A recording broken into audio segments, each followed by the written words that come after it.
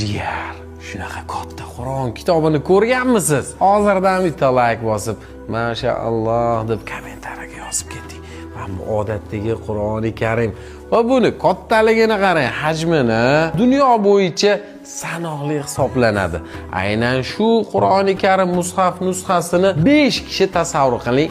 2 yil davomida yozishgan. Endi mana bu odatiy Qur'oni Karimni bilasiz, 100 minglab, millionlab chop qilishadi. Ya'ni bu nusxadan juda ko'p. Lekin qo'l yozmasi dunyo bo'yicha sanoqli hisoblanadi va buni sotiladiganlarning o'zi menimcha bo'lmasa kerak.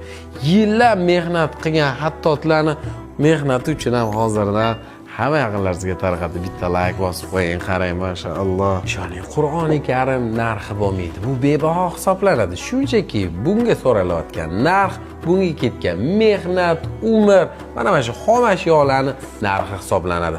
Agar siz qanaqadir hattotlarni yollab yillar davomida oyiga bir 1,5 ming dollar atrofida oylik bergan taqdiringizda ham taxminan shunaqa narxlarga tushadimi yo'qmi bilmayman. Qarang, buni mehnatni. Aynan shu qo'lyozmani O'zbekistondagi eng mashhur hattotlardan bo'lgan inson yozgan ekanlar. Umrim oxirigacha kerak bo'lsa, shuni muqovasi yirtilib ketmasligiga garantiya beraman. Ya'ni nimadir bo'lsa, umrim oxirigacha shunga qarab beraman deyaptilar. Qog'ozlari 500 yil garantiya berilar ekan. Fransiyadan olib kelingan ekan. Mayli, men 300 yil garantiya bera qolaman deyaptilar.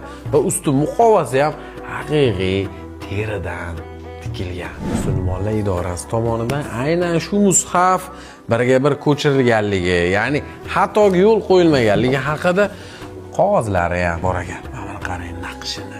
Mashaalloh. Haqiqiy bebaho narsa hisoblanadi. Qani edi shu narsani ishi ko'zini bilganlar Dubayga chet elga olib chiqib ketib, bitta gellik puliga bemalol sotib olish oladi. Dubaylarda o'sha shayxlar bir-biriga gellik sovg'a qilish, uy, villa sovg'a qilish modadan qolgan. O'sha bu narsani hamma qilib bo'lgan.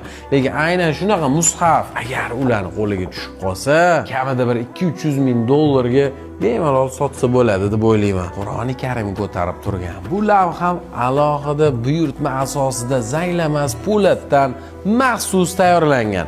Aynan shunaqa dizaynda, aynan shunaqa hajmdagi bu lavh dunyoda bir dona hisoblanadi.